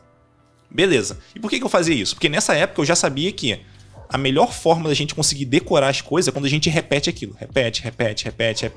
E por repetição a gente vai chegar uma hora que vai se tornar natural, tá? E por que eu tô falando isso? Por um motivo muito simples. Às vezes a pessoa tem que procurar alguma coisa no Google e tal, mas ela tá buscando isso não é porque ela não sabe, é porque ela não decorou. E ela não precisa decorar. Porque ela precisa fazer aquilo só funcionar. Então talvez ela não lembre quantos parâmetros uma função tem, mas se ela pegar a função, ela não, vou botar parâmetro tal, eu sei que vai resolver o meu problema. E tudo bem. Acho que a questão aqui não é decorar. A questão é entender o que está por trás para você usar aquilo da melhor forma possível. Então, de fato, não precisa decorar. A pessoa que decorou é porque a pessoa usou tanto, mas tanto aquilo, e talvez só usou aquilo, que ela não tinha como não decorar. Então fica mais difícil até da pessoa buscar alguma... Cara, não, eu só vou usar aqui porque eu já tenho tudo de memória. Vamos dizer assim, é uma memória...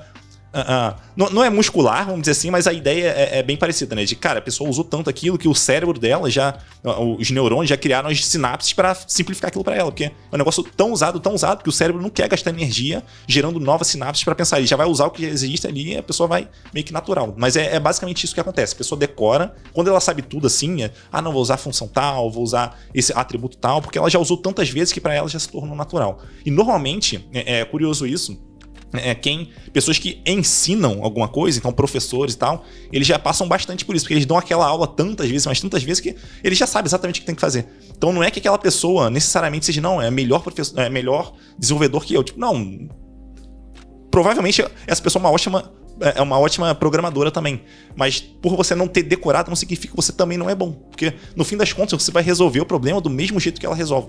E é basicamente isso que importa. Chegou no resultado final, conseguiu resolver o problema, é isso que a gente está buscando. Se está decorando ou não, tanto faz. Acho que o Google faz o trabalho duro pra gente de ser a nossa memória quando a gente precisa. E a gente deveria estar usando isso para ocupar o cérebro com coisas que são mais importantes, que é pensar em como que a gente vai resolver o problema de fato. Hoje, quando você era júnior, né? Você passou por júnior, pleno, sênior, tech lead. Quais outros cargos você passou? Me ajuda? Outros níveis? Hoje eu sou Engineering Manager. Que é o Engineering Manager que eu já sou, vamos dizer assim, um líder de líderes. Nossa, tech lead, aí líder de líder, e ele chegou onde ele chegou, né? É isso que me importa. A pergunta é, tu lembra de fazer os imports? Lembra exatamente? Se eu colocar um papel na sua frente pra você escrever, sem Google, você lembra como faz? Não lembro. Então, tá aí a questão, galera. Então, pra quem é júnior, sério, isso é muito importante. Porque o que tem de aluno, principalmente quando a gente lança as NLWs aqui na Rocket, né? Os alunos ficam bitoladaços de, meu Deus, eu tenho que decorar como o Diego faz lá o negócio, porque vem o Diego fazendo lá no vídeo, né? Dá a impressão que o Diego tá fazendo na mão. nossa, deixa eu escrever aqui tudo. Não, a gente se prepara para dar aula, né? Então o Diego acabou de ver aquilo, ele decorou aquilo. Depois de um mês, você pergunta para ele como é que ele fez aquilo na NLW, talvez ele não lembre a sintaxe de cada coisa. Mas ele lembra o quê? A lógica e a regra de negócio, né? E isso é legal a gente trazer essa mentalidade pro júnior, né? Porque, eu não sei você, mas quando eu era júnior, eu escondia quando eu tava pesquisando no Google. Eu trabalhava numa agência, que eu já contei aqui em um outro papo, e, cara, minha tela era tipo assim, era na parede e a dona trabalhava atrás de mim. Só quando ela saía da sala eu pesquisava no Google. E aí, tipo assim, parecia que eu tava cometendo um crime. Eu abria o Google rapidão, aí eu entrava lá no Stack Overflow, aí eu deixava as coisas minimizadinhas assim quando ela tava na sala, porque eu tinha uma vergonha. E aí eu fui pra uma... Isso, anos depois, eu fui pra uma Campus Party lá em 2019, né? Tipo, muitos anos depois que eu tive essa experiência. E eu lembro que eu tava assistindo a palestra de um cara que tava dando... Ele tava falando sobre a similaridade do cérebro com a inteligência artificial e ele ia fazer um código ali, né? E aí eu lá assistindo, pá. No meio do código que ele tava escrevendo, deu um erro. O cara copiou o erro, abriu a janela do Google, no telão da Campus Party. Não palco principal, mas telão. Abriu o Google, colou, abriu lá o primeiro link, ele leu, aí ele, tá. Aí ele fechou, voltou pro código, agora tá funcionando, galera, o erro foi isso. E eu falei, pô, se ele pode fazer isso, eu posso pesquisar no Google quanto que eu quiser, né? E é legal trazer isso pra júnior, né? Pesquisar as coisas não é errado, né? Sim. Eu vou até... enfim, se você que tá assistindo a gente for júnior, acho que tua cabeça vai explodir agora, pelo seguinte, quem é sênior, normalmente não tá tão preocupado num primeiro momento de conhecer uma tecnologia e aprofundar muito naquela tecnologia. Quem é sênior normalmente está preocupado em o que eu consigo aprender aqui em termos de ideias aqui, de coisas que existem, para quando eu precisar de alguma delas, eu lembrar, pô, eu acho que eu vi alguma coisa que resolve esse problema aqui. Deixa eu ir lá naquele livro que eu li, ou naquele post, ou naquele curso, deixa eu entender a fundo isso aqui, para aí sim eu executar esse ponto específico no projeto que eu tô. Então, ganhar essa abrangência é o que uma pessoa sênior tá buscando. Enquanto uma pessoa júnior ainda tá pegando ali o básico e tal, aprofundando ali, obviamente, aprofundar nos conceitos básicos é importante, mas sim, como uma sem pessoa uma sênior, base, não tem como você entender o resto. Com certeza, uma pessoa sênior tá olhando pra... Ok, eu já sei o básico, eu sei que umas coisas funcionam, deixa eu ganhar referências diferentes aqui, conhecer diferentes bancos de dados, conhecer diferentes frameworks, conhecer diferentes abordagens para resolver problemas aqui, de desempenho e tal, de cloud, não sei o quê. Uma vez que eu ganhei essas referências, eu não me aprofundei em todas. Uma vez que eu ganhei essas referências, eventualmente eu vou me deparar com situações no dia a dia, onde vai exigir que eu pegue alguma referência daquela que eu me lembro, pô, eu vi isso aqui em algum lugar, eu vou lá e aprofundo aqui. Então, essa é a forma de um sênior pensar. Então, eu vou dar até um exemplo aqui. Já aconteceu de eu trabalhar ali com um banco de dados e precisar modelar uma hierarquia, um banco de dados relacional. Como é que eu relaciono, como é que eu crio uma hierarquia? Só para deixar claro, né? Porque a nossa audiência é de todos os níveis, modelar a hierarquia é você escrever, né, quais são os dados que vai no banco de dados e como esses dados se relacionam um com o outro. Basicamente é isso. Modelar isso. Então eu precisei modelar essa hierarquia ali no banco de dados. E eu, mas como é que eu vou fazer isso? Será que tem como fazer? Será que não tem como? Eu lembrei, eu acho que eu vi um blog post alguns anos atrás que falava sobre isso. Deixa eu ir lá procurar rapidinho. Eu entrei em blog post, vi como que era a modelagem, assim, você tem que criar esses campos, aí você coloca esses números aqui, aí se relaciona com outro, papapá. Quando quiser remover um item, você remove e faz essas alterações. Aí tinha toda a modelagem ali, como é que a gente devia fazer. Beleza. Agora é só pegar isso e aplicar na situação que eu tenho no meu dia a dia ali, que eu vou resolver o problema que eu quero. Então a ideia é essa, né? A gente ganhar esse repertório, para a partir desse repertório, a gente não vai aprofundar em tudo no começo. A gente vai conhecer esse repertório para depois pegar um ponto específico e aplicar aquilo para resolver um problema. Acho que essa é a ideia principal. Porque é exatamente isso. E eu ainda vou falar mais. Eu vou tirar um glamour agora. Quem é júnior que tá assistindo a gente vai ficar até assim, caramba, é isso. Quando a gente faz evento para júnior, quando a gente vai num evento onde o nível técnico exigido para poder entender o evento é mais baixo. Normalmente o evento tá falando o quê? De como construir mentalidade. Essa palavra mentalidade acho que já tá até chata, porque eu falo muito sobre isso, né? Mas vê se você concorda comigo. O evento, ele tá falando mais como construir mentalidade, como que você entende um problema e transcreve no código, como que você usa código. E aí, quando tu vai num evento que é mais sênior, por exemplo, lá o Assemble, normalmente a gente não tá falando sobre como usar um código ou como construir uma mentalidade. A gente tá falando de diversas formas de mentalidade, de diversas formas de resolver problema. Então, as pessoas que, por exemplo, vão lá no Assemble, né, que é um evento mais de nível técnico muito maior, as pessoas estão lá, sentadinhas, e elas estão ouvindo o quê? Olha, se você quer resolver um problema X como esse, por exemplo, observabilidade. Você está tendo problema em produção, você está tendo erro em produção. Sabe como que você pode resolver? Usando observabilidade. Tá aqui, ó, como funciona. E aí, como a pessoa aplica ou como que ela vai usar isso no futuro, aí é uma outra questão, né? Tipo assim, lá normalmente é falado os tipos de problema que resolve, onde que aplica e os tipos de soluções, tá aqui. E aí depois isso é aplicado. Então essa diferença, agora que você falou, isso veio muito claro na minha mente, a diferença de um evento para júnior e um evento para sênior é exatamente esse. Porque o sênior, ele já não quer mais saber a sintaxe. A sintaxe, beleza, se você me der uma ideia lá na palestra da sintaxe, depois eu pesquiso no Google e entendo. Mas eu quero entender a mentalidade. Por que que isso realmente é relevante pra mim? Onde que eu aplico isso daí? Por que que isso daí vai resolver um problema meu no dia a dia? O sênior tá muito preocupado com isso. E o júnior tá preocupado como é que faz o ponto length sem errar o G e o T do lugar. Não sei se você já programou o ponto length. Tem um ponto length em Python? Você usa uma função pra isso. Mas é length. É len. L-A-N. Ah, é mais fácil. Porque no JavaScript, o maior erro dos iniciantes e dos seniors é você escrever length com G e o H trocado de lugar e aquele negócio começa a dar erro e você fala, meu Deus, não sei o que tá dando erro. Aí você vê, tá errado. Uma letra, assim, ó. Normal. Mas é justamente isso. Quanto mais sênior, vamos dizer assim, as pessoas vão se tornando, mais elas vão correndo atrás de cases até. Pô, como é que tal empresa resolveu tal problema? Porque quando ela entende aquilo, então o problema deles era esse, eles usaram essa abordagem, esse foi o resultado. Se a gente tem um problema similar, talvez eu consiga me inspirar nessa forma deles de resolverem e a gente consegue adaptar aqui para o nosso contexto de alguma forma. Então, conhecer essas diferentes formas de resolver esses problemas é fundamental. Assim. Eu diria que para quem está de sênior para cima, essa é a forma de enxergar o mundo. Não é mais tanto, apesar de detalhes ser importantes ali em várias situações, até para pessoas que gostam de detalhes, elas vão entrar em detalhes também, mas de maneira geral, é olhar para abordagens diferentes e tentar ganhar esse repertório para usar no dia a dia quando necessário. Edu, amei o papo. Eu acho que a gente explodiu bastantes mentes, né? E eu vou fazer uma pergunta polêmica para finalizar, né? Porque o que seria de mim sem perguntas polêmicas, né? O que acontece? A gente tá falando aqui, né, de que o sênior, ele chega num ponto ali onde ele não tá mais preocupado com sintaxe, com linguagem, mas ele tá preocupado em como resolver problemas e mentalidade para resolver, buscando cases, buscando novas formas. A gente poderia dizer que o sênior, ele já não é mais aquela pessoa que fica criticando linguagem no Twitter? Não deveria ser, até porque a pessoa que é sênior, ela não tá nem tão aí pra linguagem assim. Eu acho que tem diferentes sabores de sênior, vamos dizer assim. Então tem aquela pessoa sênior que vai ser talvez muito cri-cri com alguma coisa. Então não, eu gosto dessa linguagem, vou usar essa linguagem até o fim e tal. Ela se aprofunda muito naquela tecnologia ou naquela linguagem, naquele framework, por aí vai.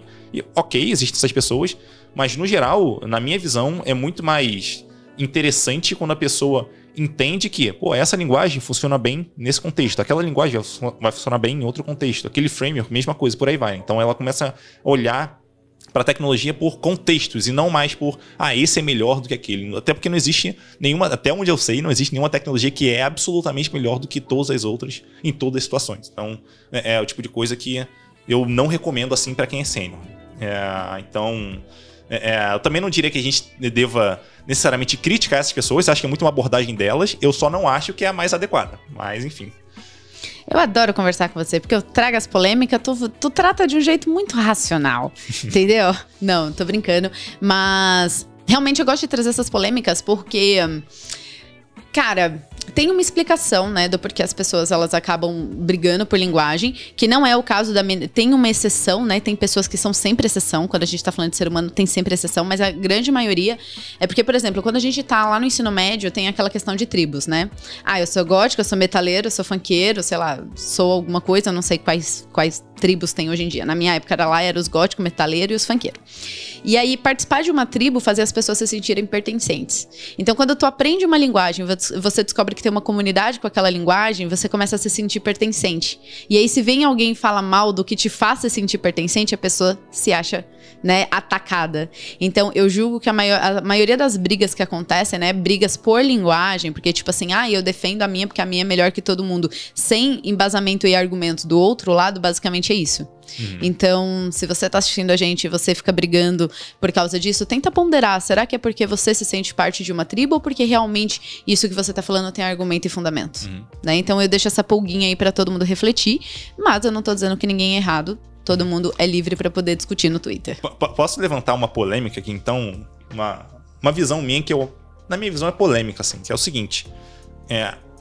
A maioria das pessoas, ela escolhe uma linguagem não porque aquela linguagem é a melhor linguagem em relação às outras, mas porque ela tem algum apego emocional com aquela linguagem. Então a escolha é muito mais emocional do que racional. Ela escolhe com a emoção e justifica com argumentos racionais. É um negócio meio doido, assim. Eu escolhi racionalmente e agora eu me apeguei a ela. Tipo, não. Eu escolhi emocionalmente e agora eu uso argumentos racionais para justificar que aquela escolha que eu fiz foi a melhor escolha. Tá? E eu reparei isso numa empresa que eu trabalhei, onde a gente usava diversas tecnologias ali, diversas linguagens para resolver os problemas, e a gente queria unificar, queria ter uma só para simplificar, para a empresa toda ser mais fácil da gente trocar pessoas de equipe e tal. E aí, beleza. Aí, o que a empresa fez? O que a liderança fez? Basicamente, a alta liderança, né? Trouxe todas as pessoas mais sêniores da empresa, então eu tava entre elas, tinha mais uma porção de gente, assim, sei lá, umas 20, 25 pessoas, assim, bem sêniores na empresa. Vamos discutir aqui e chegar à conclusão de qual é a melhor linguagem pra gente usar. Nossa! E foi um horror, assim. Porque, 25 pessoas? Por aí. E basicamente o que eu percebi é que muito rápido a conversa ela foi para um lado emocional. Então todo mundo começou a discutir, não, essa é melhor por causa disso e disso, não, mas eu prefiro essa que não sei o quê, não, mas essa tem tal coisa que a outra não tem, papai. A discussão ela ficou emocional. Então cada pessoa ali meio que já tinha suas linguagens preferidas e elas queriam provar que não, essa minha escolha aqui de linguagem é melhor para a empresa por causa disso e disso. Então elas já tinham escolhido a priori. Então meio que virou uma briga ali. E eu percebi que a discussão ela foi muito para esse lado emocional porque as escolhas de linguagem de programação elas são muito emocionais. Então, por algum motivo, a gente se apegou àquilo. Então, quando eu comecei, por exemplo, eu comecei com PHP. Então, eu tive um apego muito grande com PHP por muito tempo. As pessoas já olharam assim, não, cara, PHP é ruim por causa disso. Não, cara, isso aí a gente consegue resolver desse jeito aqui, usando PHP e tal, mas, pô, funciona desse jeito. Então, sempre tinha um argumento racional pra questionar a pessoa. Mas não é porque o PHP era melhor ou não era. É porque eu tinha um apego emocional e eu tentava achar um jeito de responder a pessoa bem por conta daquilo. Então, na minha visão, pela minha experiência, pelo que eu percebi assim, das pessoas, a escolha ela é muito mais emocional do que racional. O que não torna necessariamente essa escolha ruim. Porque uma vez que a pessoa faz uma escolha de linguagem, de framework, por aí vai, tudo bem, se ela consegue resolver o problema com aquela linguagem, com aquele framework, é isso aí, vida que segue. Isso é o mais importante, tá? Então, independente se a escolha foi emocional ou racional, o que importa é, ela vai entregar resultado sim ou não. Se entregar, o caminho tá certo, na minha visão. Eu tô impactada. Porque você falou isso de emocional e o primeiro pensamento na minha cabeça foi assim, não, nada a ver. A gente escolheu uma linguagem, a gente acabou ficando boa nela e tem medo de trocar. Mas não. Tem um motivo. E aí eu fui buscar os meus motivos. E aí eu tô pensando aqui, né? O PHP, por exemplo, foi quem me ajudou a sair da onde eu morava, né? Que eu vim de uma família muito humilde, a ter alguma coisa na vida. Então eu sou muito apegada ao PHP até hoje, por causa disso. Se alguém falar mal de PHP perto de mim, eu fico, não vem, paga os meus boletos. Não vem. Só que o JavaScript foi uma mudança de carreira que eu mudei pra tipo assim, eu saí daqui, da onde estava bom, comparado, né, da onde eu vim, mas não era legal. E aí o JavaScript me trouxe pra cá. Não que um seja melhor que o outro, porque foi as oportunidades que eu tive na época. Então eu sou super apegada ao JavaScript também por causa disso. E aí eu tô aqui, oh my God. Sim. Eu trabalhei com uma pessoa que ela gostava de uma linguagem que eu odiava, assim. Eu, cara, não sei como é que essa pessoa consegue gostar dessa linguagem. Mas qual foi o background dela? Ela basicamente trabalhou numa equipe, antes de trabalhar ali na minha equipe, que na visão dela foi a melhor equipe onde ela já trabalhou. Então ela curtia muito os colegas ali, as entregas, tudo funcionava muito bem. Então acabou que, na minha visão, pelo menos, ela se apegou muito à linguagem por conta do contexto que ela tava. Então as coisas funcionavam e tal, ela aprendeu, ela se desenvolveu por gostar, ela se aprofundou. Então aprendeu a gostar daquilo, sabe? Então foi muito um apego emocional ali e ela acaba levando isso pro resto da vida, normalmente. Né? Parece que se mudar de linguagem não vai ser tão legal quanto era, né? E sempre tem uma justificação. Pô, na outra linguagem, cara, é muito melhor. Tem isso aqui, assim, assado, que essa aqui não tem, tá vendo? É ficar reclamando da linguagem atual que ela tá, lembrando, não porque a outra linguagem era melhor, mas porque ela tá tão apegada emocionalmente àquela linguagem que, cara, ela gosta daquilo, ela prefere aquilo, sabe? Porque o contexto dela, todo o ambiente, o histórico dela acabou levando ela a se apegar àquela linguagem. De novo, isso não é necessariamente ruim assim, mas é um ponto pra... Ok, tipo, tudo bem, eu reconheço isso, isso não necessariamente vai atrapalhar meu desenvolvimento, mas é mais ou menos assim que as coisas funcionam. O ser humano, ele é um ser muito emocional. A gente, às vezes, não tem essa noção, mas a gente costuma agir muito emocionalmente e acaba justificando, tentando, né, justificar usando a razão ali. Ah, não, já tomei essa decisão, então agora estão aqui os argumentos racionais, né? Que não é uma decisão que já foi tomada de forma emocional. Mas enfim, acontece. Não, achei lindo. Inclusive, você que tá assistindo, pega esse pedacinho quando você começar a ver treta de linguagem no Twitter e manda. Porque, sabe o que eu entendi aqui dessa conversa? A gente saiu do âmbito técnico e foi pro âmbito comportamento humano. E aí a gente entendeu por que essas tretas acontecem. E assim, elas vão continuar acontecendo. Porque as pessoas precisam disso, elas precisam defender alguma coisa também, né? Então, as pessoas também dependem disso para elas poderem se sentir importantes. São várias questões, só que todas é de comportamento humano. Nenhuma quer dizer que uma linguagem é melhor que a outra, sabe? Então, no fim... A discussão no Twitter, ela vai continuar e ela precisa continuar para algumas pessoas. E tá tudo bem. Sim. A gente tem que parar e pensar aqui. Se existissem realmente argumentos racionais suficientes para provar que uma linguagem era melhor que a outra, a gente só ia ter uma linguagem. É isso que eu penso. As outras seriam extingues. Por que todo dia surge um framework JavaScript e a gente só conhece os principais? Porque os principais resolvem os problemas de uma forma que esses que surgem todo dia não resolvem.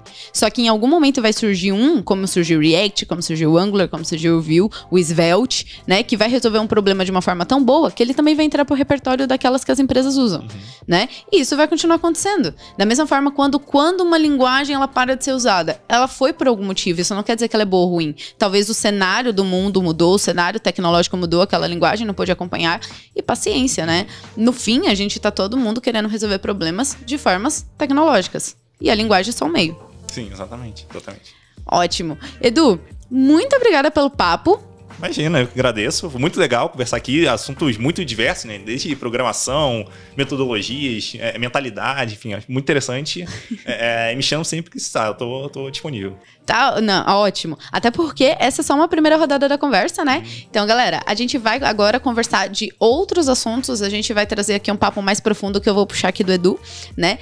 Você tem um livro lá de Dev até que Lead. Então, eu quero agora saber o conteúdo desse livro e a gente vai destrinchar mais esse assunto. Só que agora eu vejo vocês lá no Plus, beleza?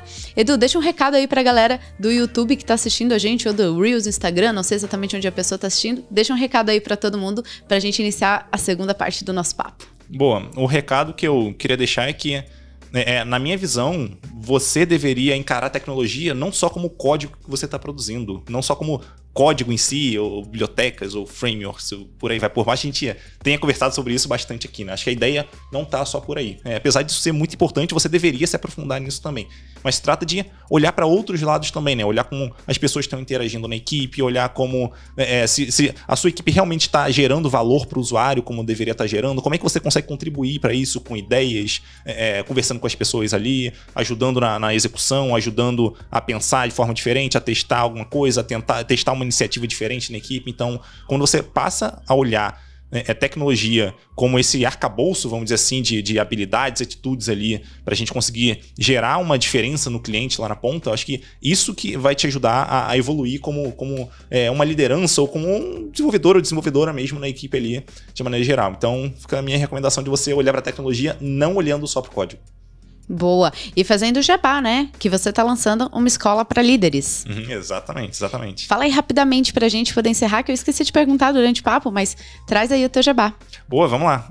Basicamente, eu tô lançando, né, uma escola para líderes. Por quê? Porque eu entendo que treinamentos, livros, seja lá o que for que a pessoa faça, ajuda a pessoa a se desenvolver um pouquinho ali na carreira dela, a crescer e tal.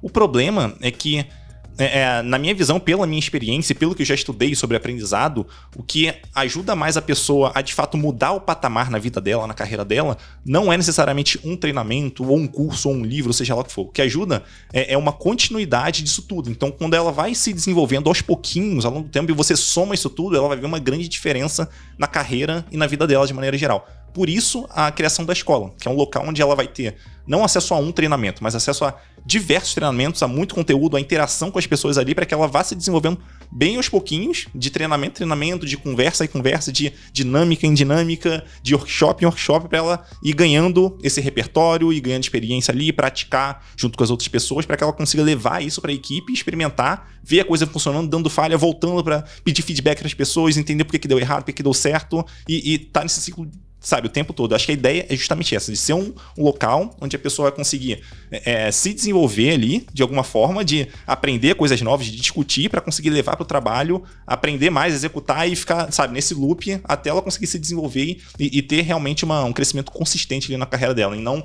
um pequeno crescimento de um treinamento, de curso que ela fez, apesar de cursos, treinamentos serem muito bons, mas o mais importante para realmente consolidar tudo que a pessoa se desenvolve, de como a pessoa se desenvolve, basicamente tendo uma continuidade disso. E a ideia da escola é ser um local onde ela vá ter essa continuidade.